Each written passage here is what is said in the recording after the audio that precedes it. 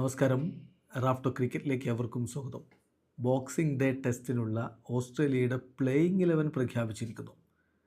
സംശയമുണ്ടായിരുന്നത് Travis ഹെഡിൻ്റെ കാര്യത്തിലാണ്. അദ്ദേഹത്തിന് പരിക്കിൻ്റെ ചില ലാഞ്ചനകൾ ഉണ്ടായിരുന്നെങ്കിലും ഇന്നലെ വിശദമായ ടെസ്റ്റുകളൊക്കെ നടത്തി അദ്ദേഹം ഓക്കെയാണ്, അദ്ദേഹം ഫിറ്റാണ്, അദ്ദേഹം കളിക്കും എന്ന കാര്യം ഇപ്പോൾ പാറ്റ് കമിൻസ് കൺഫേം ചെയ്തിട്ടുണ്ട്. അവരുടെ പ്ലേയിങ് 11 പ്രഖ്യാപിക്കുമ്പോൾ 2 മാറ്റങ്ങളുണ്ട്. ഒന്ന്, സ്വാഭാവികമായിട്ടും നമുക്കറിയാം ജോഷ് ഹേസൽവുഡിന് പരിക്കാണ്, ബോളണ്ട് തിരികെ എത്തിയിട്ടുണ്ട്.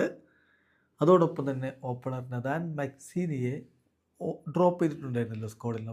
അപ്പോൾ അദ്ദേഹത്തിന് പകരം ആര് വരുമെന്നുള്ളത് എല്ലാവരും ഉറ്റുനോക്കിയായിരുന്നു. ഇംഗ്ലീഷ് ആകുമോ സാം കോൺസ്റ്റസ് ആകുമോ എന്നുള്ള ചോദ്യമുണ്ടായിരുന്നു. ഏതായാലും യുവതാരത്തിന് തന്നെ നറുക്ക് കിട്ടിയിരിക്കുന്നു. സാം കോൺസ്റ്റസ് അവർക്ക് വേണ്ടി ഓപ്പൺ ചെയ്യാൻ പോവുകയാണ്.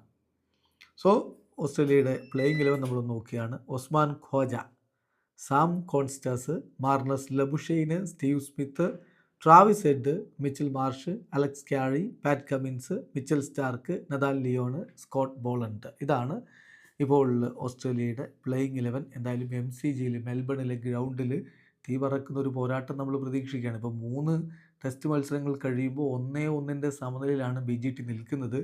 ഈ ടെസ്റ്റ് ഇന്ത്യക്ക് വിജയിക്കാൻ കഴിഞ്ഞാൽ ബോർഡർ ഗവാസ്കർ ട്രോഫി റീറ്റെയിൻ ചെയ്യാൻ പറ്റും. ഏതായാലും കഴിഞ്ഞ മത്സരം മഴ പെയ്തതുകൊണ്ട് അങ്ങ് രക്ഷപ്പെട്ടു പോയതാണ് ടീം ഇന്ത്യ എന്നെല്ലാവർക്കും അറിയാം. ഓസ്ട്രേലിയ അവരുടെ കരുത്ത് പ്രകടിപ്പിക്കാൻ വേണ്ടി ഒരിക്കൽ കൂടി ശ്രമിക്കുമ്പോൾ നല്ലൊരു ഫൈറ്റ് ടീം ഇന്ത്യ കൊടുത്ത് മത്സരം പിടിച്ചെടുക്കുമെന്ന പ്രതീക്ഷയോടുകൂടി നമുക്ക് കാത്തിരിക്കാം. വീഡിയോ അവസാനിക്കുന്നു. ക്രിക്കറ്റ് ലോകത്തെ കൂടുതൽ വിശേഷങ്ങളുമായി റാഫ്റ്റോക്സ് കൊണ്ടുവെത്താം.